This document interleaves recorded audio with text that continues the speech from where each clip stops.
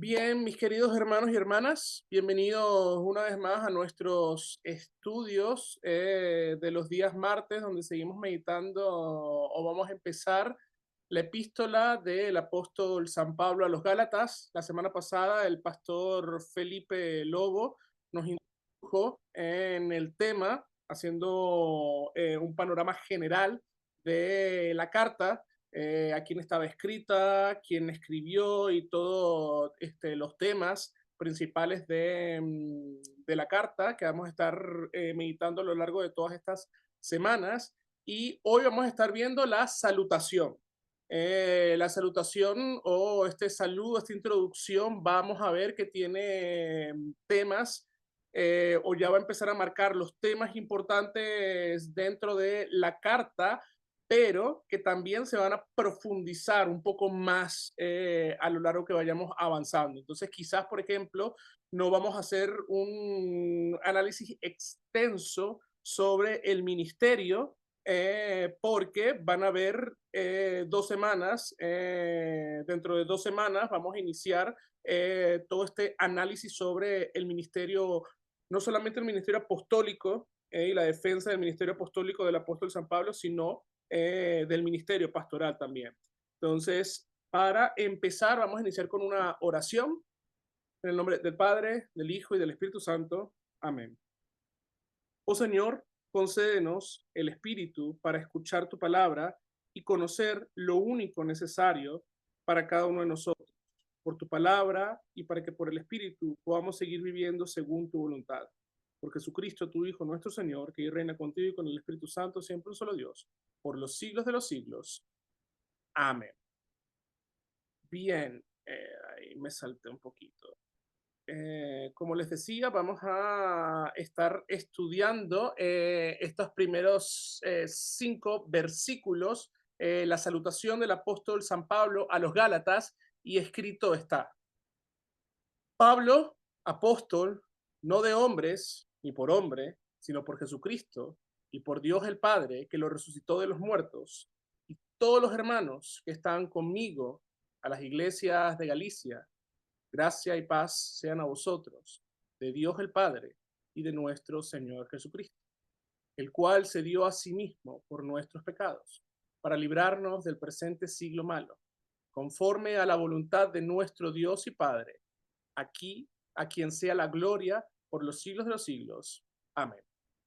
Entonces, como les decía al principio, aquí estamos viendo la introducción de esta epístola, de esta carta a las iglesias en Galacia, donde el apóstol San Pablo va a tener este gran tema acerca de la justificación.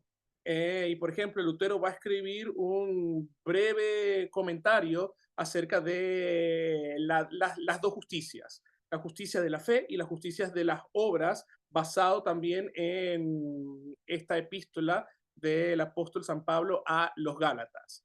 Pero vamos a meternos de lleno, vamos el día de hoy y en el tiempo que tenemos, tengo que subir un poco aquí la barra, ok, en el tiempo que aquí tenemos, vamos a estar analizando versículo por versículo porque podemos, porque son solamente 5 versículos, entonces podemos ir analizando poco a poco estos versículos. Entonces, el primer versículo empieza el apóstol diciendo o hablando y da su nombre, Pablo, apóstol, y él va a remarcar, no de hombres ni por hombre, sino por Jesucristo y por Dios el Padre que lo resucitó de entre los muertos. Entonces, aquí hay 3 grandes temas que vamos a estar viendo en esta noche. Lo primero es este tema o esta palabra que aparece aquí en rojo, apóstolos o apóstol. Este era ajá, la palabra apóstol significa enviado. Ya aquí en estas primeras líneas, Pablo se está presentando. Así como, por ejemplo, que ahorita que estoy viendo que el apóstol Pablo se presentó y hay varias personas nuevas que quizás no me conocen, no es la primera vez que me están estudiando, me están escuchando y les doy la bienvenida. Yo no me presenté como tal, en general a todos. Entonces, por ejemplo, aunque aquí aparece mi nombre, Pastor Isaac Machado, bueno, me presento. Así como el apóstol San Pablo dice, Pablo, apóstol, yo soy Isaac, pastor de la iglesia luterana, enviado aquí al país de España para servir como misionero alianza, como pastor aquí en todas las congregaciones que tenemos en España. Entonces, aquí vemos cómo el apóstol San Pablo ya está mostrando quién es él. Él está diciendo que él es el escritor de esta carta y se está mostrando y diciendo, yo soy Pablo, yo soy apóstol. Entonces, la palabra apóstol o apóstoles significa enviado. Y vemos que Jesús va a usar esta palabra en Juan 20:21, cuando él envía a sus discípulos después de la resurrección, cuando se aparece en el aposento alto y le dice, paz a vosotros, así como el Padre me envió, así yo los envío a ustedes. En ese momento, el estatus de los discípulos cambió de discípulos, o sea, de estudiantes, a enviados, a los apóstoles de la iglesia de nuestro Señor Jesucristo. Y para ser apóstol hay que cumplir tres requisitos y después vamos a ver por qué el apóstol San Pablo va a poner su título aquí. Pero hay tres requisitos para ser un apóstol de nuestro Señor Jesucristo. El primero es haber sido llamado por nuestro Señor Jesucristo directamente. Vemos que, por ejemplo, los discípulos de Jesús fueron llamados directamente por él. Él le dijo a los 12 que lo siguieran. Al apóstol San Pablo también nuestro Señor Jesucristo lo llamó directamente y lo llamó, como ustedes pueden ver aquí, el texto 9, en el camino a Damasco. Luego tenemos que tenía que haber sido testigo ocular de la resurrección de nuestro Señor Jesucristo. El apóstol San Pablo también fue testigo ocular y llama y dice Señor, y él pudo escuchar y estar delante de la presencia del resucitado, de nuestro Señor Jesucristo y también haber sido instruido por él. Y una de las marcas del apostolado es esto de hacer milagros o de hacer señales. Entonces vamos a ver que los apóstoles de nuestro Señor Jesucristo, ellos hicieron señales, ellos hicieron milagros. Por ejemplo, Pedro, perdón, él resucitó a un muchacho que estaba en la cornisa y se cayó. El apóstol San Pablo también hizo grandes señales, y estas señales o estos milagros fueron permitidos por nuestro Dios por el mismo hecho de que la iglesia en su momento, la iglesia de Cristo, estaba en sus principios, en el Génesis, estaba creciendo. Entonces, en la era apostólica, Dios permitió estos hechos, Dios le dio su autoridad, Cristo mismo le dio su autoridad a sus discípulos, a sus apóstoles, para hacer estos grandes milagros y estas grandes proezas. Entonces, el apóstol San Pablo está colocando aquí su título no para relucir, no para decir, ay, sí, miren, yo soy apóstol. Pasaban dos cosas que quizás las escuchamos la semana pasada. La primera era que en toda la región donde el apóstol San Pablo estaba predicando, se estaban levantando falsos apóstoles, los superapóstoles, que vamos a ver más adelante, pero que el apóstol San Pablo tuvo bastante problemas con los superapóstoles o los que se llamaban superapóstoles, estos falsos profetas o falsos apóstoles, y también habían personas que negaban la autoridad del apóstol San Pablo. Entonces el apóstol San Pablo va a decir, yo soy apóstol, y va a decir que no de hombres, sino de nuestro Señor Jesucristo. Y esto hace eco también a las palabras de Jesús en Mateo 28, 18 al 19, cuando él dice, toda potestad me es dado en los cielos y en la tierra. Toda autoridad, la misma palabra de potestad, exusía, es autoridad. Toda autoridad me ha sido dada en los cielos y en la tierra. Por tanto, vayan y hagan discípulos a todas las naciones y bauticen en el nombre del Padre y del Hijo y del Espíritu Santo. Entonces, aquí el tema de ser apóstol es importante porque va a remarcar la autoridad con la cual San Pablo está escribiendo a las iglesias en Galacia. Luego, otro tema que va muy ligado de la mano del apostolado, del apóstolos, tiene que ver también con esta cláusula que aparece aquí, no de hombres ni por hombres, antropos, tenemos aquí antropon y antropu, no por hombres ni de hombres, sino por nuestro Señor Jesucristo. Entonces, San Pablo no solamente está diciendo que él es apóstol, sino que él está diciendo que él tiene un llamado divino. Y, por ejemplo, nuestras confesiones, la confesión de Augsburgo, en su artículo 14, va a decir que se enseña sobre el gobierno de la iglesia que nadie debe enseñar públicamente en la iglesia, predicar o administrar los sacramentos sin un llamado legítimo. Entonces vemos que el apóstol San Pablo tiene un llamado legítimo y eso lo atestigua las Sagradas Escrituras. Y por ejemplo, Lutero en su comentario a los Gálatas, pero en su segundo comentario, el de 1535, está traducido por CPH, si ustedes lo quieren comprar, está bastante bueno. Él va a comentar de que hay dos tipos de llamado.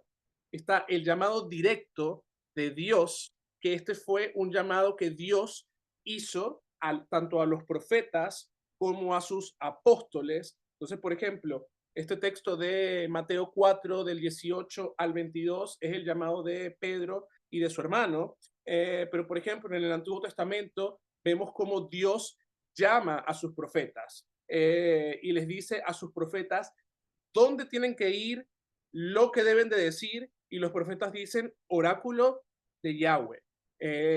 O sea, las palabras de Jehová son estas. Dice Yahweh, Señor, y hablan la palabra de Dios. Lo mismo hacen los santos apóstoles. Tienen un llamado directo de nuestro Señor. Luego está este llamado indirecto que es por medio de la congregación. Es Dios mismo quien llama y tenemos que tener claro esto. Y Lutero va a decir, Dios llama a los pastores, Dios llama a los diáconos, pero ahora por medio de una congregación. Entonces, por ejemplo, en Hechos 6 tenemos el llamamiento de los diáconos a servir las mesas. Cuando nosotros estudiamos, por ejemplo, este texto o este artículo y nos quedamos en esta parte llamado legítimo, el rite vocatus en latín, la iglesia luterana tiene, o la costumbre de nosotros en el rito vocatus consta de tres partes para este llamamiento legítimo. La primera parte es la examinación. ¿Qué significa la examinación? Es el periodo en el cual el candidato al pastorado ingresa dentro del seminario, estudia, es puesto a prueba por sus profesores y luego el seminario, si uno termina el tiempo del seminario y aprueba todos sus exámenes y demuestra uno que puede articular los dogmas de la fe, lo que aparece en las Sagradas Escrituras, el seminario lo aprueba uno y el seminario testifica que uno ha sido probado y aprobado para el sagrado ministerio. Entonces ponen el nombre del candidato para que pueda ser llamado. Por ejemplo, el apóstol San Pablo, él fue instruido en la Bet Hamidrash de Gamaliel y luego también él estuvo en la Bet Hamidrash de nuestro Señor Jesucristo. Él fue instruido también por nuestro Señor Jesucristo y él estuvo hablando acerca de Jesús y de las grandes maravillas que Cristo ha hecho por nosotros. Él mismo va a decir, eh, yo les transmito lo que yo recibí de mi Señor Jesucristo. Por ejemplo, en Corintios, él va a decir, lo que yo recibí de mi Señor Jesucristo, se los transmito a ustedes, que las noches en que fue entregado, tomó pan y habiendo dado gracia, y el apóstol San Pablo no estuvo en el aposento alto, pero él fue instruido por nuestro Señor, el resucitado, durante ese tiempo. Luego, en el proceso de llamado, la iglesia, por ejemplo, ahorita en este llamado indirecto, la iglesia ora por pastores para la Grey y se presentan todos los candidatos o los nombres de los candidatos que son aptos para el ministerio y la iglesia en oración decide a qué pastor llamar y cuando el pastor recibe su carta de llamado, el pastor ora también a Dios y luego, si acepta su llamado, viene lo que sería la ordenación, que es un rito público donde la congregación es testigo de que este hombre ha sido apartado para el ministerio pastoral y que ahora las cosas que haga dentro del ministerio, que es el ministerio de Cristo mismo, la hace en lugar y por mandato de nuestro Señor Jesucristo. Es por eso que cuando ustedes escuchan la Santa Absolución, uno dice, en lugar de mi Señor Jesucristo y por mandato de Él, te perdono tus pecados, o perdono vuestros pecados en el nombre del Padre, del Hijo y del Espíritu Santo, no es, yo siempre se lo recalco, no es Isaac quien perdona los pecados, es Cristo mismo quien perdona los pecados. Yo estoy en lugar y por mandato de mi Señor Jesucristo. Ahí, lo mismo sucede en el Santo Bautismo. En el Santo Bautismo uno dice, yo te bautizo en el nombre del Padre y del Hijo y del Espíritu Santo, pero no es Isaac quien está bautizando, es Cristo mismo quien está bautizando, porque uno está ejerciendo es el oficio de nuestro Señor Jesucristo. Entonces, fíjense, yo les quería traer algo que dice Lutero en su comentario. Él va a decir, no se debe considerar a la ligera el llamamiento. No es suficiente que la persona posea conocimiento. Debe estar seguro que ha sido debidamente llamado. Los que trabajan sin el debido llamamiento no se proponen nada bueno. Dios no bendice sus labores. Pueden ser buenos predicadores, pero no edifican.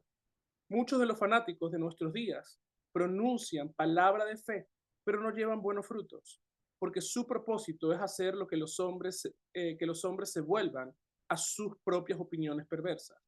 Por otro lado, los que tienen un llamamiento divino deben sufrir mucha opresión para que se fortifiquen contra los ataques constantes del diablo y del mundo.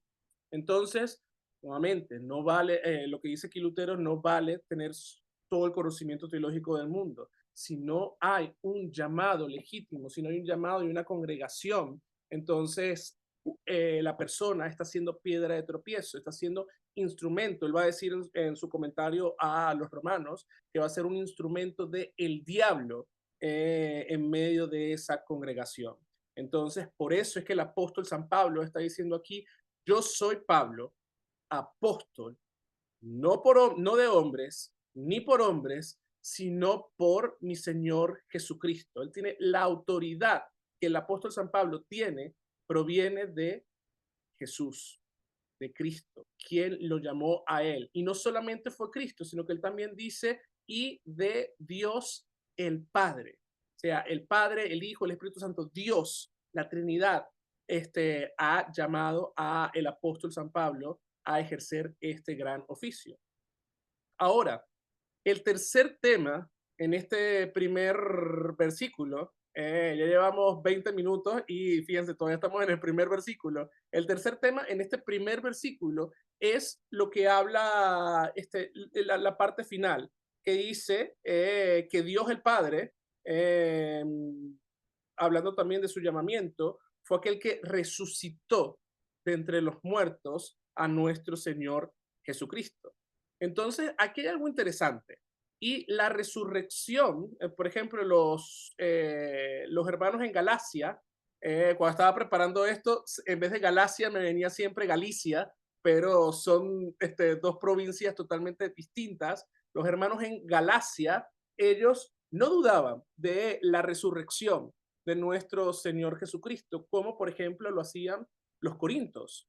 Pero el apóstol Pablo va a traer este tema dentro de su llamado a ser apóstol para empezar a sentar las bases de esta carta. La justicia de Dios, la justicia de la fe versus la justicia de la obra, de las obras. ¿Por qué? Porque el apóstol San Pablo va a entender que la resurrección o la doctrina de la resurrección permea todo lo que es la vida del creyente. ¿Qué significa esto? Lo mismo que el apóstol San Pablo dice a los corintios. Si Cristo no resucitó, vana es nuestra predicación y por tanto vana es nuestra fe. Pero Cristo sí resucitó de entre los muertos y lo que nosotros confesamos es cierto y verdadero. Nuevamente, el doctor Lutero va a decir en su comentario, en toda esta epístola, Pablo trata de la resurrección de Cristo. Con ella, Cristo ganó la victoria sobre la ley, el pecado, la muerte, el mundo, el diablo, la muerte, el infierno y todo mal. Y a nosotros nos regaló la victoria que es suya. Los muchos tiranos pueden acusarnos y asustarnos, pero no pueden condenarnos, porque Cristo, a quien el Padre levantó entre los muertos, es nuestra justicia y nuestra victoria. ¿Se dan cuenta de lo que Pablo está escribiendo, que es muy adecuado para su propósito? Él lo dice, por el Dios que hizo los cielos y la tierra, que es el Señor de los ángeles, sino que él tiene en mente la justicia de Cristo y habla con precisión diciendo, yo soy apóstol, no por investidura ni mediaciones humanas, sino por Jesucristo y por Dios Padre, que lo levantó de entre los muertos. San Pablo tenía la plena certeza y la plena seguridad de lo que él estaba haciendo y la predicación que él estaba llevando a cabo, predicar a Cristo y a este crucificado. Entonces, aquí en este primer versículo tenemos tanta riqueza que se va a estar esparciendo por toda esta maravillosa epístola. Luego sigue el apóstol escribiendo hacia los hermanos a los hermanos que están junto con él y está escribiendo a las iglesias en Galacia, perdón, a las iglesias en Galacia. Entonces, él va a decir, vamos a esta primera parte o a esta primera construcción, y a todos los hermanos que están conmigo.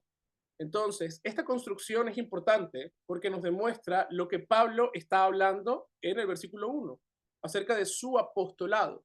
La gente que estaba al lado de él está dando testimonio de su ministerio. Entonces, cuando él está utilizando este término, hermanos, adelphoi, puede referirse o se está refiriendo tanto a miembros de la congregación en donde él se encuentra en este momento escribiendo esta carta o a los líderes de las mismas iglesias que están junto con él mientras él está dictando esta carta para ser llevada a las iglesias en Galacia. Y él va a decir entonces a las iglesias en Galacia, Pablo está colocando aquí el destinatario de su carta, para que no quede duda a quién el apóstol está escribiendo. Y la razón es que, como ya les dije, luego de la partida del apóstol, los falsos apóstoles empezaron a atacar las iglesias que Pablo estableció. Entonces, por ejemplo, aquí, si pueden detallar o ver un poco, hay un mapa o es un mapa de los viajes del apóstol San Pablo. Entonces vemos que tanto en el segundo como en el tercer viaje hubo bastante movimiento del apóstol San Pablo por toda esta región de Galacia.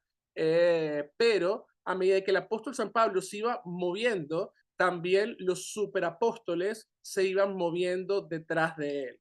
Yo no sé, los superapóstoles fueron tan complicados para el apóstol San Pablo, que yo no sé si ustedes saben de que el mismo apóstol tuvo problemas con una congregación hasta el punto de dejar de hablarles. Y esta fue la congregación de Corintios, a la cual después el apóstol San Pablo escribe dos cartas. En su primera carta los está instruyendo acerca de todas estas mentiras que estaban trayendo, y él dice: yo sembré, Apolo regó, pero el crecimiento lo da Dios. Ustedes no son de Apolo ni de Pablo, sino son de Cristo. Y luego está la segunda carta del apóstol San Pablo, donde él está hablando acerca de estos superapóstoles, y él va a decir que con lágrimas en los ojos él les escribe esperando que con esta carta se puedan reconciliar. Pero se dice que el apóstol San Pablo escribió una tercera carta a los Corintios, que está en medio de estas dos cartas, donde él expresa su dolor por lo que los corintios, o cómo los corintios se habían dejado engañar por los superapóstoles. Y él no quiere que esto pase a las demás iglesias, y por eso el apóstol San Pablo va a tomar este tema epistolar para escribir a las congregaciones, a las iglesias, para que no se dejen engañar, no solamente con el paganismo que había alrededor, no solamente con el judaísmo, que también, sino también había muchos judíos cristianos que estaban recién convertidos, que querían poner también leyes o imponer leyes en donde lo que hay es gracia. Y eso lo vamos a ver también más adelante, y vamos a ver cómo el apóstol San Pablo va a pelearse con otro gran apóstol, eh, y le va a decir que es un hipócrita en cuanto a esto, en cuanto a querer poner leyes en donde lo que debe de abundar es la gracia de nuestro Señor Jesucristo. Por eso, también el apóstol San Pablo va a escribir, bueno, el apóstol San Pablo, el doctor Lutero va a escribir y va a decir: Jerónimo se hace la misma pregunta, o se hace esta pregunta de por qué Pablo llama a las iglesias en Galacia iglesias cuando no eran iglesias, cuando habían dejado la gracia de Cristo para adherirse a la ley mosaica. Y la respuesta correcta es que aunque la gente en Galacia había abandonado la doctrina de Pablo, el bautismo, el evangelio, el nombre de Cristo continuaba en medio de ellos. No todos los gálatas se habían pervertido. Algunos se habían adherido a los conceptos correctos de la palabra y de los sacramentos. Estos medios no pueden ser contaminados. Siguen siendo divinos sin que importe la opinión de hombres. En donde quiera que se encuentren los medios de gracias, allí está la Santa Iglesia, aunque domine allí el anticristo. Entonces, vemos que Lutero aquí también se está haciendo eco de las palabras de la Confesión de Augsburgo, porque la Confesión de Augsburgo y su apología también van a hablar acerca de la eficacia de los sacramentos, y van a decir que la eficacia de los sacramentos no radica en la persona que está oficiando. Melanchthon va a decir: si aún Satanás viniese y dijese las palabras de nuestro Señor Jesucristo en el sacramento del altar, aun si Satanás dijese la verba, palabra por palabra, la sola presencia de Satanás no invalida el sacramento, porque es la palabra ligada a los elementos lo que hace el sacramento. Entonces, aun cuando muchos también se habían pervertido y habían abandonado las verdades bíblicas, había también una remanente que creía en Dios. Y vamos a ver que en las escrituras, en el Antiguo Testamento, este tema de el remanente siempre va a ser importante. Dios va a mantener una remanente, y de esa remanente iba a salir el Salvador del mundo. Y leyendo un poco esto de Lutero, se me vino a la mente el Abraham intercediendo por Sodoma y Gomorra, y diciendo: bueno, si hay 100, bueno, Señor, perdóname, pero si hay 70, bueno, Señor, perdóname, pero si hay 50, bueno, Señor, y si hay 10, y Dios le dice, aún por esos 10 tendré misericordia del pueblo. Entonces, aún por muy pocos en Galacia que profesaban la fe, Dios tuvo misericordia y el apóstol San Pablo tuvo misericordia de escribirles esta carta. Entonces, por eso él, junto con sus compañeros, escriben esta carta a las iglesias en Galacia. Y aquí el apóstol San Pablo va a utilizar una fórmula muy común, la salutación apostólica o la salutación apostólica del apóstol San Pablo por excelencia. Gracia y paz de Dios nuestro Padre y de nuestro Señor Jesucristo. Muchos pastores hoy en día inician sus correos electrónicos, yo soy uno de ellos, que inicio mis correos electrónicos, gracia y paz de Dios nuestro Padre y de nuestro Señor Jesucristo sea con ustedes o con vosotros. Pero fíjense, el apóstol San Pablo no pone esto aquí por ponerlo. El apóstol San Pablo, como les dije, él sabe lo que está haciendo y él sabe cómo está estructurando su carta. Y él pone gracia y paz, porque la gracia y la paz son parte de el artículo, como diría Lutero, et stanti et cadenti ecclesiae, el artículo por el cual se cae o se sostiene la iglesia. Y este es el artículo cuarto de la Confesión de Augsburgo, la justificación por la fe. Somos justificados por gracia, por causa de Cristo, mediante la fe. La gracia es un don, es un regalo inmerecido que Dios nos da en su bondad y en su misericordia, sin mérito alguno de mi parte o de nuestra parte para recibirlo. Y como dice Lutero en el primer artículo, esto Dios lo da por pura gracia y misericordia paternal, porque Él nos ama. Y San Pablo, conociendo bien las escrituras, él sabe que no puede haber paz, no puede haber paz sin antes uno haber recibido gracia. Gracia y paz, dos palabras comunes. Aquí, perdón, Lutero va a decir que la gracia perdona pecados y la paz va a tranquilizar la conciencia. Entonces, una no puede ir sin la otra. San Pablo va a decir, primero, ustedes necesitan encontrar la gracia o saber qué es la gracia, qué es este don que Dios nos da en Cristo Jesús, nuestro Señor, para no gloriarnos de absolutamente nada.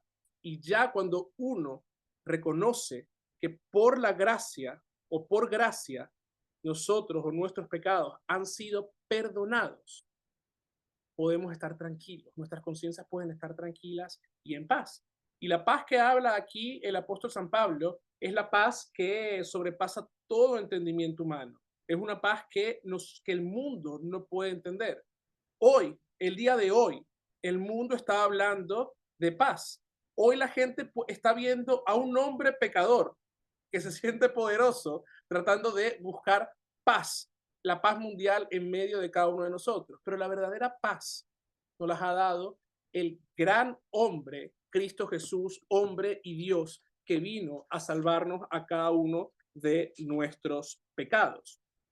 Entonces, este tema es importante, gracia y paz, que van ligados al tema de la justificación por la fe. Y fíjense que el apóstol San Pablo va a decir que esta gracia y esta paz provienen de Dios el Padre y también del Señor nuestro Jesucristo. Cristo es verdadero Dios y verdadero hombre.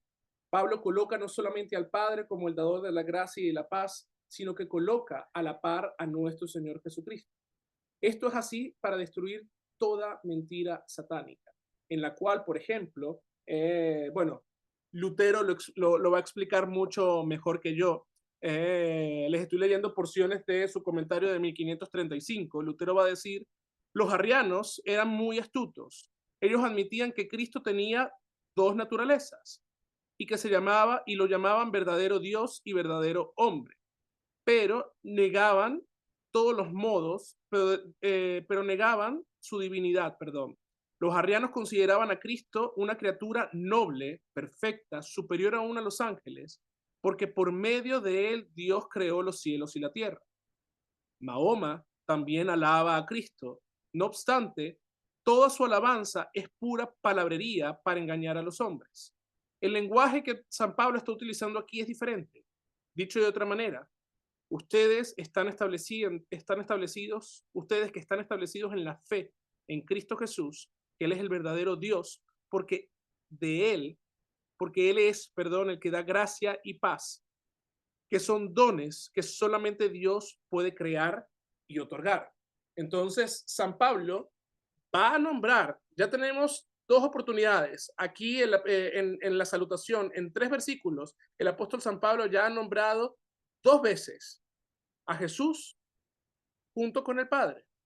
Primero hablando acerca de su llamado como apóstol, diciendo que no es de hombres ni por hombre, sino que ha sido llamado por su Señor Jesucristo, al cual el Padre lo resucitó entre los muertos. Y aquí también está hablando acerca de la gracia y la paz que vienen del Padre y de nuestro Señor Jesucristo.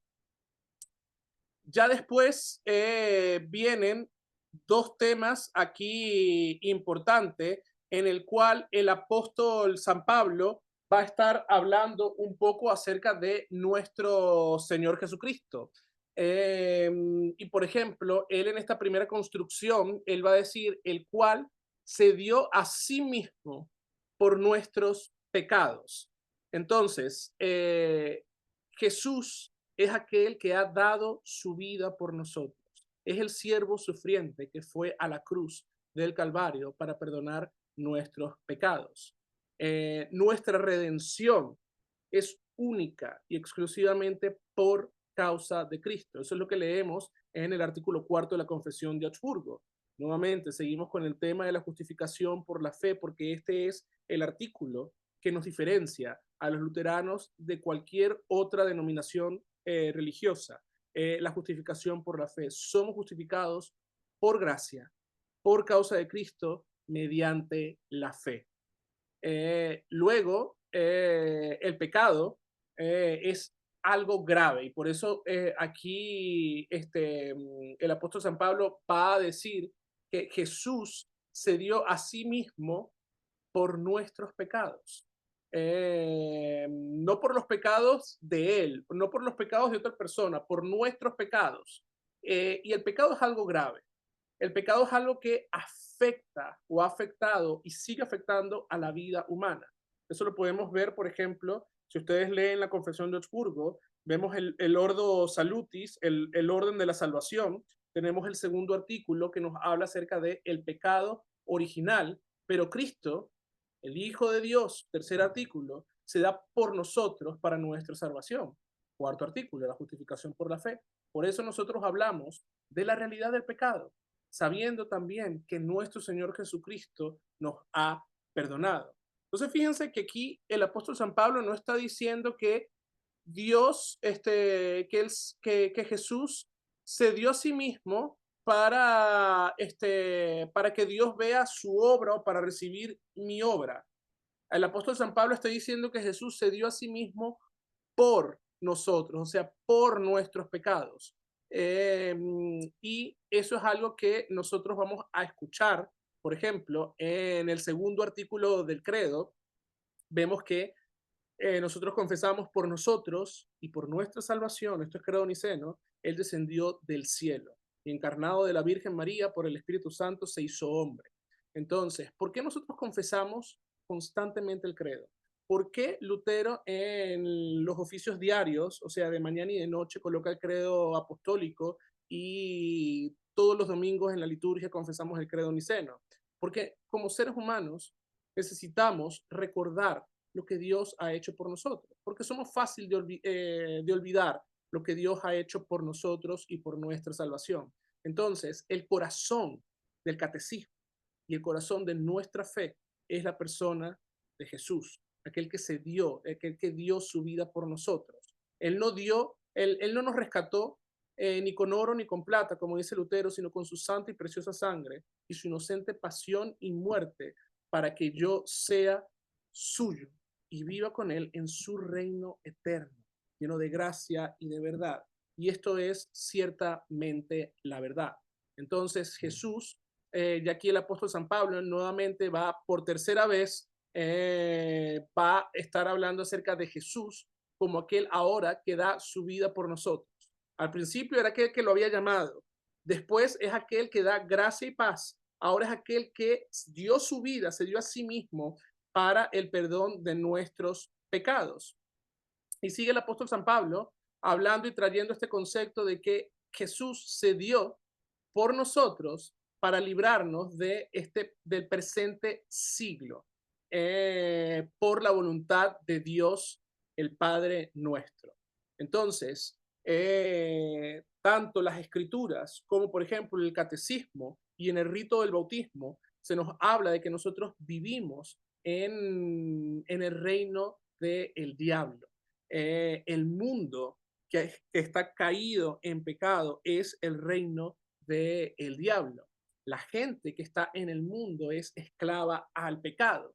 Nosotros, por eso es que nosotros, es una de las razones por las cuales bautizamos a infantes, es por esto mismo, para sacarlos del reino del diablo y que Cristo mismo sea aquel que los selle en su reino eterno lleno de gracia y de verdad.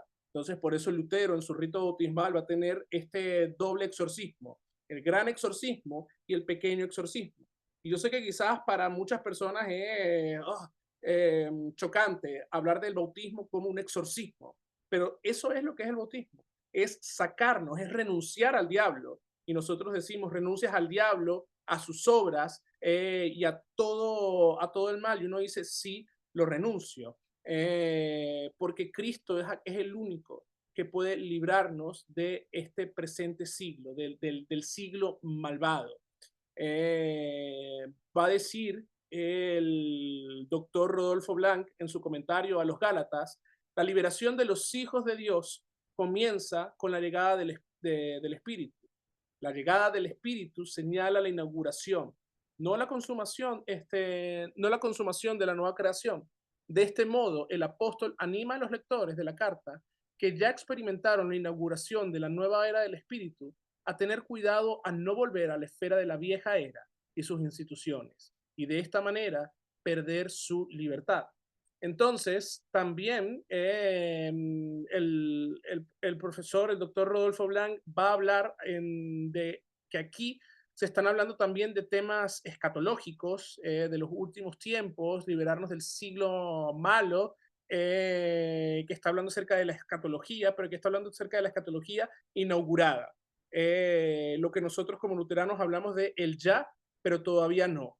Ya la salvación es mía, ya Cristo ha ganado todo, ya el cielo es mío, ya la vida eterna es mía, pero todavía no. ¿Por qué todavía no? Porque estoy todavía en este mundo lleno de pecado, todavía estoy luchando contra mi pecado. Somos santos, pero a la vez pecadores. Entonces estamos en esta lucha, luchando contra el viejo hombre. Lo que Lutero va a decir, estamos tratando de constantemente, diariamente, ahogar al viejo hombre, empezar en arrepentimiento diario. Y ya para ir terminando, aquí el apóstol San Pablo va a alabar y va a decir toda la gloria sea a Dios por los siglos de los siglos. Amén. Entonces la palabra que está usando aquí el apóstol San Pablo para gloria, la palabra griega doxa, nos habla acerca de la alabanza a Dios. Y aquí viene la palabra, no sé si ustedes sabían, doxología, que es alabanzas, y en nuestra liturgia nosotros tenemos dos tipos de doxologías, la mayor y la menor. Y esto es como el tema de los profetas. No es porque las menores sean menos importantes, sino es por la extensión. Los profetas menores son menores porque escriben en menor grado que los profetas mayores. Lo mismo sucede con las doxologías. Y por ejemplo, un ejemplo de doxología menor: gloria sea al Padre y al Hijo y al Espíritu Santo, como era al principio, es ahora y será siempre, por los siglos de los siglos. Amén. Un ejemplo de doxología mayor: gloria a Dios que estás en los cielos y en la tierra paz a los hombres buena voluntad. Te alabamos, te bendecimos, te adoramos, te glorificamos. El Gloria in Excelsis es una doxología mayor. La alabanza a Cristo siempre nos va a llevar a decir amén, que significa así sea. O en palabras de Lutero, ciertamente esto es la verdad. porque Cristo es aquel que nos ha librado del pecado y por eso es que nosotros alabamos a nuestro Señor por siempre y para siempre. Y vemos que la Escritura con frecuencia va a elevar la doxología y siempre las doxologías van a ir elevadas a nuestro Dios. Luego vamos a ver y van ligadas a lo que es la redención. Entonces vamos a ver, por ejemplo, el apóstol San Pablo escribiendo varias doxologías. Aquí tenemos una referencia a los macabeos, pero también en Filipenses, en Efesios, tenemos estas doxologías. En los Salmos tenemos una porción del libro quinto de los Salmos, es de alabanzas, de doxologías a nuestro Dios. La redención y la gloria siempre van juntas de la mano porque la gloria de Dios se manifiesta en la salvación. Y por causa de la salvación es que nosotros alabamos y glorificamos a nuestro Dios. Entonces, ya para ir cerrando, para hablar después preguntas y respuestas, quiero leer la conclusión de el doctor Rodolfo Blanc en su comentario. Él va a decir, en la introducción de la carta hay ciertos términos y frases que dan un sabor apocalíptico y escatológico al argumento del apóstol. Se habla, por ejemplo, de los siglos, del presente siglo malo o presente eón. Tales frases revelan que Pablo tiene en mente el concepto judío de los dos eones, según el cual el propósito eterno de Dios es traer la liberación, la restauración y la salvación. Serán realizados con inauguración de un eón futuro, en el que los seres humanos sujetados a la esclavitud y a los rudimentos del mundo presente serán libertados por la manifestación del Mesías y de su reino. Pablo había sido escogido para desempeñar un papel importante en el plan de Dios para la liberación de la creación, porque fue llamado para ser apóstol, enviado a las naciones. El hombre cuya misión especial era la de enseñar al pueblo de Israel que desde siempre los gentiles habían estado incluidos en el plan de salvación de Dios. Eso lo podemos ver en la bendición de Dios a Abraham.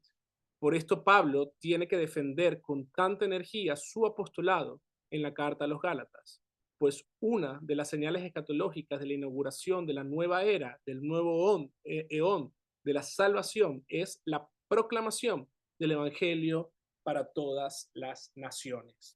Entonces, voy a pausar aquí la grabación y